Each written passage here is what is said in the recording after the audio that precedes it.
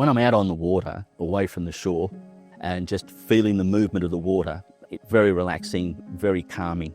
It's certainly very cathartic for me. My name is Stan. I'm getting on in years, but still young at heart and keen for a bit of adventure.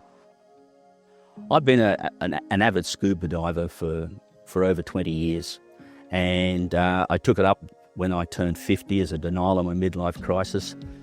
And unfortunately, a few years ago, I had an accident which I had to make a decision as to whether to dive or no longer dive.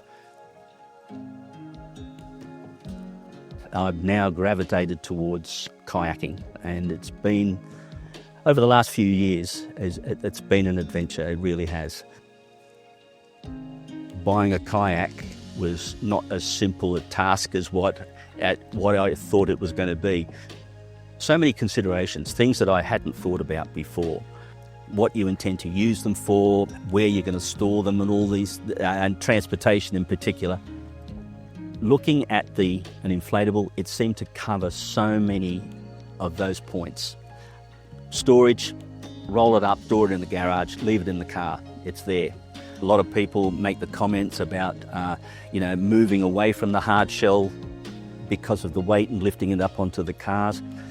They're moving towards the inflatable because they are so much lighter and easy to inflate and deflate. I ended up buying the Expedition Elite. It's got strength, it's got speed, it's got stability. It's a great vessel. I love it. I was quite excited that as soon as it arrived, I inflated it in the kitchen, and then there was the problem trying to get it out through the back door. That was an issue. But getting it out on the water, 5 to 6 minutes, and I'm one of the old-fashioned type of guy. I like to do pump it up manually. I'm not into the electric pumps. Getting out into the open water, I've found that it's manoeuvrable.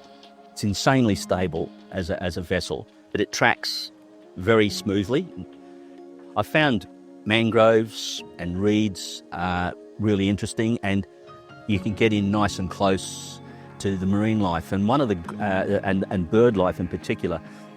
One of the interesting things that I've found, it doesn't have the hollow lapping sound that you get on the hard shell kayaks or tinnies and that. With a little bit of stealth, you can actually get very, very close to marine life and the wildlife. The Oz Inflatable website showed so many videos and so many frequently asked questions, and there was so much information there. It was so helpful, and the questions that I had, Emily and the team were very quick to respond with the answers.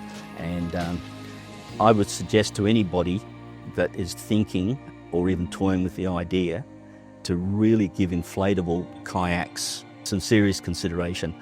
They're not all the toy type vessels that you see for kids. They're a serious bit of kit, and I wouldn't hesitate in recommending going with an inflatable at all. So